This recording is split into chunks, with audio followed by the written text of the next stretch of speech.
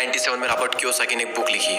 इस बुक ने आते ही मार्केट में धूम मचा दी और बन गई एक best selling book. Robert Kiyosaki के दो पिता थे, एक तो उनके रियल फादर जिन्हें वे पुअर डैड कहा करते थे यानी गरीब पिता, और उनके फ्रेंड माइक के पिता को वो अपना मुंह बोला पिता मानते हैं और उन्हें वे कहते हैं रिच डैड।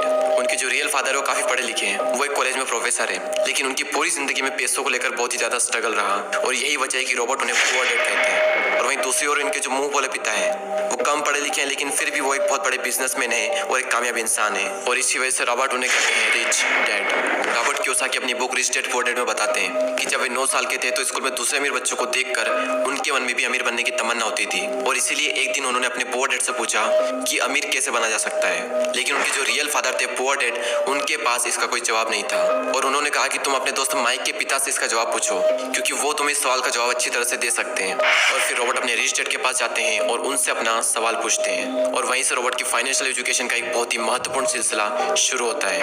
उनके रिच डैड उन्हें लाइफ के डिफरेंट स्टेजेस पर अमीर बनने के लिए और हमेशा अमीर बने रहने के लिए कुछ इंपॉर्टेंट लेसन बताते हैं, और इसी के साथ इस बुक में वो कई सारी चीजें बताते हैं, जैसे कि पैसों को किस तरह से मेंटेन करना चाहिए, पैसों को काम पर कैसे लगाएं, और ऐसी कौन सी गलतियां हैं जिसकी वजह से गरीब हमेशा गरीब ही रहता है। और इसके अलावा वो बताते हैं कि अगर गरीब इंसान भी इसमें बताई हुई बातों को फॉलो करे तो वो भी जल्दी से अमीर बन सकता है। तो अब हम बात करते हैं उन इंपॉर्टेंट लेसन के बारे में। तो नंबर 1 यहाँ पर आता है कि अमीर लोग कभी भी पैसों के लिए काम नहीं करते। जनरली लोग अमीर बनने के लिए बहुत ही ज्यादा मेहनत करते हैं। उनकी कोशिश ये होती है कि उन्हें एक ऐसी नौकरी मिल जाए जिससे कि हर महीने उन्हें अच्छी सैलरी मिलती रहे, और नौकरी मिलने के बाद वो पूरी डेडिकेशन और मेहनत के साथ अपनी जॉब पर जाते हैं, और इसी के साथ वो ऐसे ट्रैप में फंस जाते हैं जहाँ से वो कभी निकल ही नहीं पाते हैं। और कई सारे लोग इस तरह से अमीर बनने के लालच में एक रेट रेस का हिस्सा बन जाते हैं। उन्हें पता होता है कि महीने के एंड में सैलरी मिलने वाली है, और इसी वजह से वो लोन पर बड़ा घर लेते हैं, गाड़ी खरीदते हैं, क्रेडिट कार्ड से महंगी महंगी चीजें खरीद लेते हैं, और फंस जाते हैं एक ऐसे ट्रैप में जहाँ से निकलना बहुत मुश्किल हो जाता है, क्योंकि आपने जो चीजें लोन पर ली है आपको उनका लोन भी पे करना है, और उस लोन को पे करने के लिए आपको कई सालों तक नौकरी करनी पड़ेगी, और आपकी नौकरी से जो भी अमाउंट आएगा उसमें से मैक्सिमम अमाउंट आपको लोन पे करने में ही चला जाएगा। और इसी तरह से कई सारे लोगों की जिंदगी लोन पे करने में और नौकरी करने में ही निकल जाती है। अब सवाल ये आता है कि पैसों के लिए काम ना करें तो क्या करें। अमीर लोग जो होते हैं वो पैसों के लिए काम नहीं करते, वो कुछ ऐसा करते हैं जिसकी वजह से पैसा उनके लिए काम करता है, और वो क्या ऐसा करते हैं इसका जवाब आपको आने वाले कुछ पॉइंट्स में मिल ही जाएगा। लेसन नंबर 2, लोगों को फाइनेंशियल एजुकेशन सिखाना क्यों जरूरी है। दूसरे लेसन में रिच डैड ये सिखाते हैं कि इंसान के लिए पैसों की समझ बहुत ही ज्यादा जरूरी है, लेकिन आमतौर पर दुनिया के हर देश में हर तरह की पढ़ाई होती है सिवाय फाइनेंशियल एजुकेशन के।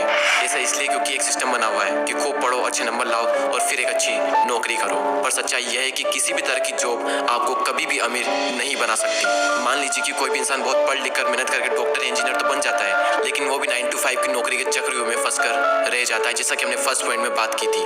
और इसी 9 to 5 के चक्रव्यूह से बाहर निकलने के लिए रिच डैड ने एसेट्स और लायबिलिटीज के बारे में बताया है। एसेट्स उन चीजों को कहते हैं जो आपकी जेब में पैसा डालती है, और लायबिलिटीज उन सब चीजों को कहते हैं जो आपकी जेब से पैसा निकालती है। एग्जाम्पल के लिए अगर आपने अपने किसी घर को रेंट पर दिया है तो उसे हम कहते हैं एसेट्स, क्योंकि वो घर आपकी जेब में पैसा डाल रहा है। और वहीं दूसरी ओर अगर आप एक न्यू कार लोन पर लेते हैं तो उसे हम कहते हैं लायबिलिटीज, क्योंकि वो कार आपकी जेब से पैसे निकाल रही है। और अमीर बनने के लिए सबसे ज्यादा जरूरी चीज है कि आप एसेट्स खरीदें और लायबिलिटीज को जितना हो सके उतना कम करें। और ये सब बातें आपको दुनिया के किसी भी स्कूल में नहीं सिखाई जाती, क्योंकि वहाँ पर तो सिर्फ आपको अच्छी जॉब को हासिल करने के बारे में ही सिखाया जाता है। ये कभी भी नहीं सिखाया जाता कि अपने पैसों को ग्रो कैसे कराया जाए, और इसीलिए फाइनेंशियल एजुकेशन का सीखना बहुत ही जरूरी है। थर्ड लेसन है कि अपने काम से काम रखो। इस लेसन में रिच डैड ने बताया है कि काम से जॉब करने वाला इंसान कोई भी ऐसा दूसरा काम कर सकता है जो उसकी इनकम को बढ़ाए। इसके लिए जरूरी नहीं है कि शुरुआत बड़े लेवल से ही की जाए, क्योंकि हर किसी के पास इतना पैसा नहीं होता। आप अपनी नौकरी करते हुए भी अपना कोई भी पसंदीदा काम कर सकते हैं। एग्जाम्पल के लिए कोई इंसान स्कूल में टीचर है तो वो उसका प्रोफेशन है, ना कि उसका बिजनेस। उसका अपना काम वो होगा जो वो खुद शुरू करेगा। एक बार मैकडॉनल्ड के फाउंडर क्रोक एमबीए के स्टूडेंट की क्लास में स्पीच दे रहे थे। स्पीच के दौरान क्रोक ने वहाँ पर मौजूद स्टूडेंट से पूछा कि क्या आपको पता है कि मैं क्या बिजनेस करता हूँ। तो सभी स्टूडेंट ने यही कहा कि आप हैमबर्गर के बिजनेस में हैं, और ये जवाब सुनकर क्रोक को हंसी आ गई। फिर उन्होंने कहा कि मैं हैमबर्गर के बिजनेस में नहीं हूँ, क्योंकि मेरा काम रियल एस्टेट का है। ऐसा इसलिए क्योंकि जब भी कोई मैकडॉनल्ड की फ्रेंचाइजीज खरीदना चाहता है तो फिर उसे उस जमीन की खरीदारी भी करनी पड़ती है। तो वहाँ रियल एस्टेट बिजनेस, और आप खुद देख लो आज पूरे वर्ल्ड में मैकडॉनल्ड रियल एस्टेट का सबसे बड़ा एम्पायर बनकर खड़ा है। तो रिच डैड रॉबर्ट कियोसाकी को सिखाते हैं कि कैसे आज ज्यादातर लोग बाकी सबके लिए तो काम करते हैं लेकिन खुद के लिए नहीं करते। इसलिए इंसान को चाहिए कि अपना फोकस खुद पर भी करें। लेकिन इसका मतलब ये बिल्कुल भी नहीं है कि आप अपनी नौकरी छोड़ दें। वो तो ये कहना चाहते हैं कि आप अपनी नौकरी के साथ साथ आप अपने एसेट वाले पहलू को भी मजबूत करने पर फोकस करें। नेक्स्ट लेसन यहाँ पर आता है कि सीखने के लिए काम करें, पैसों के लिए नहीं। रॉबर्ट कियोसाकी अपनी बुक में बताते हैं कि एक बार सिंगापुर में उनका इंटरव्यू एक फीमेल जर्नलिस्ट ने लिया था और उसने उन्हें यह बताया कि उनका सपना भी एक बेस्ट सेलिंग राइटर बनने का था, लेकिन वो नहीं बन पाई। उस महिला के लिखने का तरीका काफी अच्छा था और रॉबर्ट ने उसके कई सारे लेख पढ़े भी थे, तो इसलिए रॉबर्ट ने उस महिला को सेल्स ट्रेनिंग का कोर्स करने की राय दी। लेकिन ये सुनकर वो महिला नाराज हो गई क्योंकि वो बहुत ज्यादा पढ़ी लिखी थी और उसके पास में इंग्लिश लिटरेचर में मास्टर डिग्री थी और उसके हिसाब से सेल्स का काम सीखना उसके स्टैंडर्ड का नहीं था। रॉबर्ट कहते हैं कि दुनिया कई सारे पढ़े लिखे स्मार्ट लोगों से भरी हुई है, लेकिन पॉइंट यह है कि पैसा कमाने के लिए सिर्फ टैलेंट की जरूरत नहीं होती। आपको यह पता होना चाहिए कि आप उस टैलेंट को कैसे बुना सकते हो, और जब तक आप ये नहीं जानोगे तब तक आपका सारा टैलेंट बेकार है। और उसी लड़की की तरह कई सारे लोग सीखने के लिए काम नहीं करते।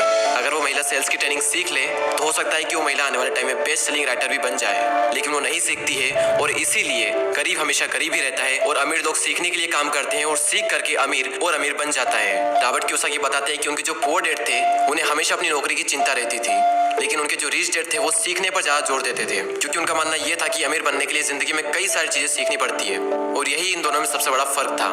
लेसन नंबर 6, रुकावटों और बाधाओं को पार करना।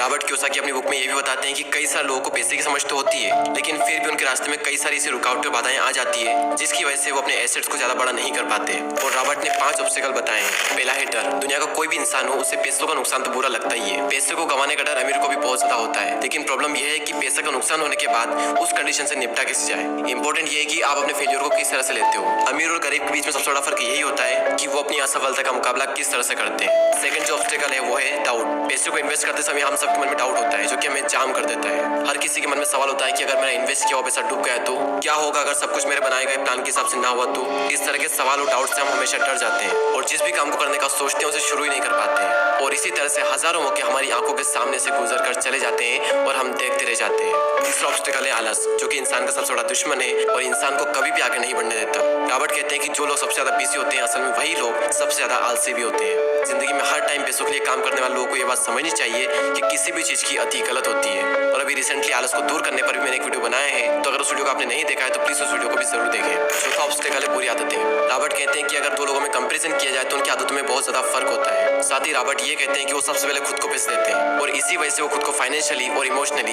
ज्यादा मजबूत महसूस करते हैं। उनके कहने का मतलब ये है कि हर महीने जब आपके पास में पैसे आते हैं तो सबसे पहले अपने सेविंग और इन्वेस्टमेंट के पैसों को अलग कर दें और उसके बाद अपने बिल्स वगैरह चुकाएं। तो अगर अमीर बनने की ख्वाहिश आपके मन में है तो ये आदत आपको डालनी ही पड़ेगी, भले ही हर महीने आपके पास कम ही पैसा क्यों ना आए। तो पहले खुद को पे करो और उसके बाद में दूसरे काम करो, और इससे आपके 2 फायदे होंगे। पहला तो आपका पैसा भी बढ़ेगा और दूसरा आपके सामने कमाई के कई सारे अवसर आएंगे और आप उनका फायदा भी उठा सकेंगे। फिफ्थ ऑब्स्टिकल है अहंकार यानी ईगो। रिच डैड यह भी कहते हैं कि कुछ लोगों में अहंकार बहुत ही ज्यादा होता है और इसका यूज वो अपनी अज्ञानता को छुपाने के लिए करते हैं। वो कहते हैं कि मुझे जो भी नॉलेज है मैं उसी की बदौलत पैसे बनाने में कामयाब होता हूँ, और जो चीजें मैं नहीं जानता उनकी वजह से मैं अपने पैसों को गवा देता हूँ। इसलिए अगर किसी चीज की जानकारी आपको अच्छे से नहीं है तो अपनी ईगो को साइड में रखकर उस चीज को अच्छे से सीखें। अगर आप ये करते हो तो आप एक बहुत बड़े नुकसान से बच सकते हो। चलिए अब हम इस वीडियो की समरी देख लेते हैं। तो सबसे पहले हमने बात की कि रॉबर्ट के 2 पिता थे, एक गरीब पिता और एक अमीर पिता, और अपनी 30 साल की लाइफ में उन्होंने अपने रिच डैड से जो कुछ भी सीखा वो उन्होंने अपनी book rich dad and poor dad में बताया है। तो नंबर 1 लेसन था अमीर लोग पैसों के लिए काम नहीं करते। नंबर 2 था लोगों को फाइनेंशियल एजुकेशन सिखाना क्यों जरूरी है, और इस पॉइंट में हमने बात की थी कि अगर आपको अमीर बनना है तो आपको एसेट्स खरीदने पड़ेंगे और लायबिलिटीज को कम करना पड़ेगा। लेसन नंबर 3 अपने काम से काम रखो। लेसन नंबर 4 सीखने के लिए काम करें, पैसों के लिए नहीं। और लास्ट पॉइंट था रुकावट और बाधाओं को पार करना, और इस पॉइंट में रॉबर्ट कियोसाकी ने 5 ऐसे ऑब्स्टिकल बताए थे जिसकी वजह से आप अपने एसेट्स को बड़ा नहीं कर पाते, और वो 5 ऑब्स्टिकल कुछ इस तरह: डर, डाउट्स, आलस, बुरी आदतें और ईगो। और दोस्तों मैं आप सबको रिकमेंड करूंगा कि आप सबको ये बुक जरूर पढ़नी चाहिए।